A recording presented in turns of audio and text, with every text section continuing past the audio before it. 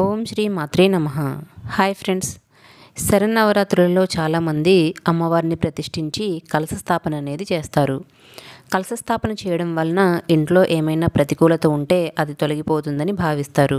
అలాగే కలశ స్థాపన వల్ల ధనధాన్య ప్రాప్తి కలుగుతుందని, అన్ని శుభాలు కలుగుతాయని భక్తులు విశ్వసిస్తారు. అమ్మవారిని ప్రతిష్ఠించిన వారు తప్పకుండా ఈ కలశ స్థాపన చేసి ఈ 9 రోజులు అమ్మవారిని ధూపదీప నైవేద్యాలతో పూజించి అనేక రకాలుగా అలంకరించి అనేక నైవేద్యాలు అనేవి సమర్పిస్తారు.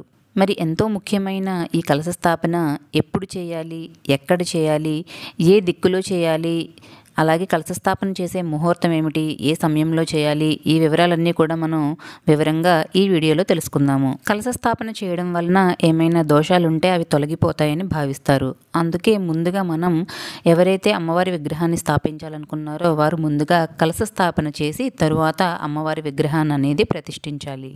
ఇలా కలశ స్థాపన చేసి అమ్మవారి విగ్రహాన్ని ప్రతిష్ఠించి అఖండ దీపం వెలిగించుకునేవారు అఖండ దీపాన్ని అనేది వెలిగించుకోవచ్చు.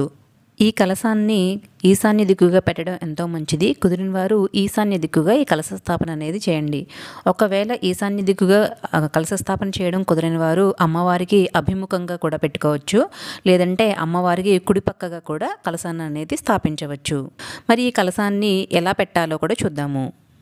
ముందుగా కలశాన్ని స్థాపించే ముందు ఏదైనా పళ్ళెంలో కానీ లేదంటే కలశం పెట్టే చోట కానీ కొంచెం ధాన్యము లేదా బియ్యాన్ని పోసి దానిపైన కలశాన్ని అనేది ఉంచాలి. ఇలా కలశాన్ని ఉంచి ఆ కలశంలో కొన్ని నీళ్ళు అనేవి పోయాలి. ఈ నీళ్ళలో పసుపు, కుంకుమ, అక్షంతలు వేయాలి. అలాగే గంధము, పుష్పం కూడా వేసుకోవచ్చు. కొంతమంది ఎండు ఖర్జూరాన్ని కూడా వేస్తారు. ఇలా పసుపు, కుంకుమ, అక్షంతలు వేసి ఆ కలశంలో తమలపాకులను కానీ లేదంటే మామిడాకులను కానీ ఉంచాలి. ఇలా ఉంచిన తర్వాత దాని మీద కొబ్బరికాయ అనేది పెట్టాలి. కొబ్బరికాయకి కూడా పసుపు, గంధము రాసి బొట్లు అనేవి, కుంకుమ బొట్లు అనేవి పెట్టి ఆ కలశం మీద ఉంచాలి. దీని మీద మనం ఏదైనా ఎర్రని వస్త్రాన్ని కానీ లేదంటే ఎర్రని జాకెట్ ముక్కను కానీ కలశం మీద వేసి ఆ వస్త్రాన్ని అనేది కలశం పైన ఉంచాలి. ఇలా ఈ కలశాన్ని ఈశాన్య దిక్కులో కానీ లేదంటే అమ్మవారికి అభిముఖంగా కానీ కుడివైపును కానీ ఈ కలశాన్ని అనేది పెట్టుకోవచ్చు. ఎవరైతే విగ్రహాన్ని ప్రతిష్ఠించి 9 రోజులు పూజలు చేసి అమ్మవారిని అలంకరించి నైవేద్యాలు సమర్పిస్తారో వారు ఖచ్చితంగా కలశ స్థాపన అనేది చేయాలి. అలాగే అఖండ దీపాన్ని కూడా వెలిగించాలి. ఇక ఎవరైతే పటం పెట్టుకొని పూజిస్తారో వారు కూడా కలశాన్ని అనేది స్థాపించుకోవచ్చు, లేదంటే కలశం లేకుండా కూడా పూజ అనేది చేసుకోవచ్చు. మరి ఈ కలశ స్థాపన ముహూర్తం ఎప్పుడో కూడా చూద్దాము.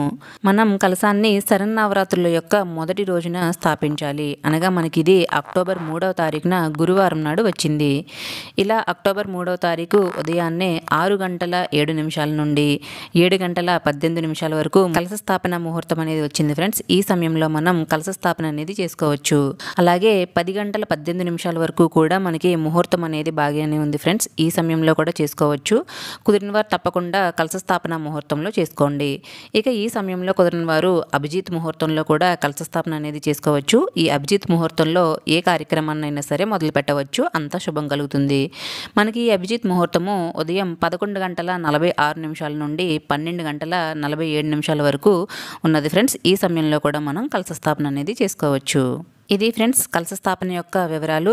మళ్ళీ నా నెక్స్ట్ వీడియోలో అమ్మవారికి సంబంధించిన అన్ని వివరాలను తెలియజేస్తాను. అలాగే మొదటి రోజు అమ్మవారి యొక్క అలంకారాలు, నైవేద్యాలు అన్నీ కూడా తెలియజేస్తాను. నా నెక్స్ట్ వీడియోస్ కూడా ఫాలో అవ్వగలరు. మీకు ఈ వీడియో నచ్చితే తప్పకుండా లైక్ చేసి, షేర్ చేసి, సబ్స్క్రైబ్ చేసుకోండి. మళ్ళీ నా నెక్స్ట్ వీడియోలో మరిన్ని వివరాలతో మీ ముందుకు వచ్చేస్తాను. అంతవరకు సెలవు.